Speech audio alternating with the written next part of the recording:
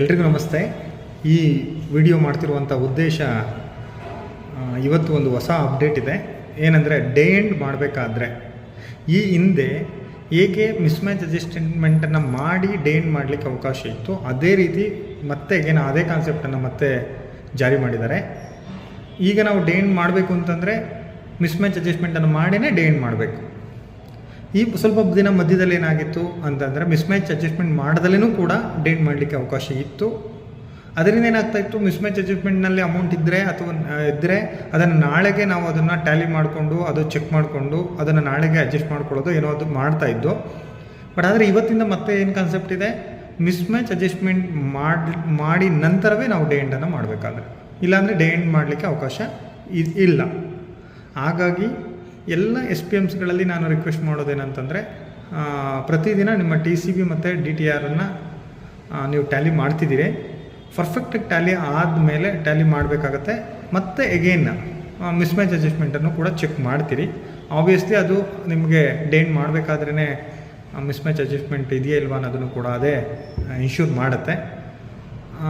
ಹಾಗಾಗಿ ಮಿಸ್ಮ್ಯಾಚ್ ಅಡ್ಜಸ್ಟ್ಮೆಂಟಲ್ಲಿ ಏನಾದರೂ ಅಮೌಂಟ್ ಬಂದರೆ, ಅದು ನೆಗೆಟಿವ್ ಆಗಿರ್ಬೋದು ಅಥವಾ ಪಾಸಿಟಿವ್ ಆಗಿರ್ಬೋದು, ದಯವಿಟ್ಟು ಸ್ವಲ್ಪ ಅದನ್ನು ನೀವು ಮತ್ತೆ ರೀಚೆಕ್ ಮಾಡಲೇಬೇಕಾಗತ್ತೆ ನಿಮ್ಮ DTR ಮತ್ತು TCBಯನ್ನು.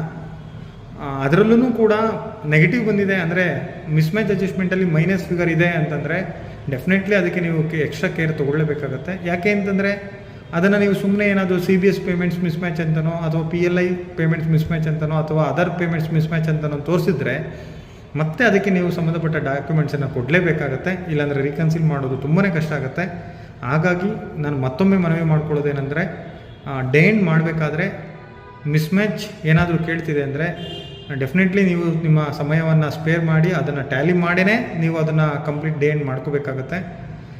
ಡೇ ಎಂಡ್ ಮಾಡಲಿಕ್ಕೆ ತುಂಬ ಅನಿವಾರ್ಯತೆ ಇದೆ, ನಾನು ಡೇ ಎಂಡ್ ಮಾಡಲೇಬೇಕು, ಹಾಗಾಗಿ ಮಿಸ್ಮ್ಯಾಚ್ ಕೊಟ್ಟಿದ್ದೀನಿ ಅಂತಂದರೆ ಅದು ನೆಕ್ಸ್ಟು ರೀಕನ್ಸಿಲ್ ಮಾಡಲಿಕ್ಕೆ ತುಂಬ ತೊಂದರೆ ಆಗುತ್ತೆ. ದಯವಿಟ್ಟು ಅದೊಂದು ನಿಮ್ಮ ಗಮನದಲ್ಲಿರಲಿ ಅಂತ ನಾನು ನಿಮ್ಮಲ್ಲಿ ರಿಕ್ವೆಸ್ಟ್ ಮಾಡ್ತಾಯಿದ್ದೀನಿ. ಮತ್ತು ಎರಡನೇ ವಿಚಾರ ಏನಂತಂದರೆ, ಎಲ್ಲ BOಗಳ ನಿಮ್ಮ ಸಂಬಂಧಪಟ್ಟ ಏನು ಇವತ್ತು 29th ಆ್ಯಕ್ಚುಲಿ ಡೇಟು, ಎಲ್ಲ BOಗಳು ಅಕೌಂಟು ಕೂಡ ವೆರಿಫಿಕೇಷನ್ ಸಿಸ್ಟಮಲ್ಲಿ ಆಗಿರಬೇಕು. ಅದು ಇರ್ರೆಸ್ಪೆಕ್ಟಿವ್ ಆಫ್ ಬ್ಯಾಲೆನ್ಸ್ ಕರೆಕ್ಟಾಗಿದೆಯಾ, ಬ್ಯಾಲೆನ್ಸ್ ಮ್ಯಾನ್ಯುಯಲ್ ಡೈಲಿ ಅಕೌಂಟಿಗೆ ಟ್ಯಾಲಿ ಆಗ್ತಾ ಇದೆಯಾ ಇಲ್ವಾ ಅನ್ನೋದನ್ನು ನೀವು ಚೆಕ್ ಮಾಡ್ಕೋಬೇಕಾಗತ್ತೆ. ಚೆಕ್ ಮಾಡಿಕೊಂಡು ಟ್ಯಾಲಿ ಆದ್ರೂ ಟ್ಯಾಲಿ ಆಗದಲ್ಲೇ ಇದ್ರೂ ಕೂಡ ನೀವು ವೆರಿಫೈ ಮಾಡಲೇಬೇಕಾಗತ್ತೆ. ಏಕೆಂದರೆ ಏನು ನೀವು ಮ್ಯಾನ್ಯುಯಲ್ ಡೀಟೇಲ್ಸ್ ಮ್ಯಾನ್ಯುಯಲ್ ಬೋರ್ಡ ಬ್ಯಾಲೆನ್ಸ್ ಏನಿರುತ್ತೆ ಅದನ್ನು ನೀವು ಓಲ್ಡ್ ಡೇಟ್ಸ್ಗೆ ನೀವು ಕರೆಕ್ಷನ್ ಕೊಡಲಿಕ್ಕೆ ಆಗೋದಿಲ್ಲ. ನೀವು ವೆರಿಫೈ ಮಾಡಿ ಅದನ್ನು ಏನು ಡಿಫ್ರೆನ್ಸ್ ಇದೆ ಅದನ್ನು ಫೈಂಡ್ ಔಟ್ ಮಾಡಿ ಅದನ್ನು ಕರೆಂಟ್ ಡೇಟಿಗೆ ನೀವು ಅದನ್ನು ಅಡ್ಜಸ್ಟ್ಮೆಂಟ್ ಮಾಡ್ಕೋಬೇಕಾಗತ್ತೆ. ಹಾಗಾಗಿ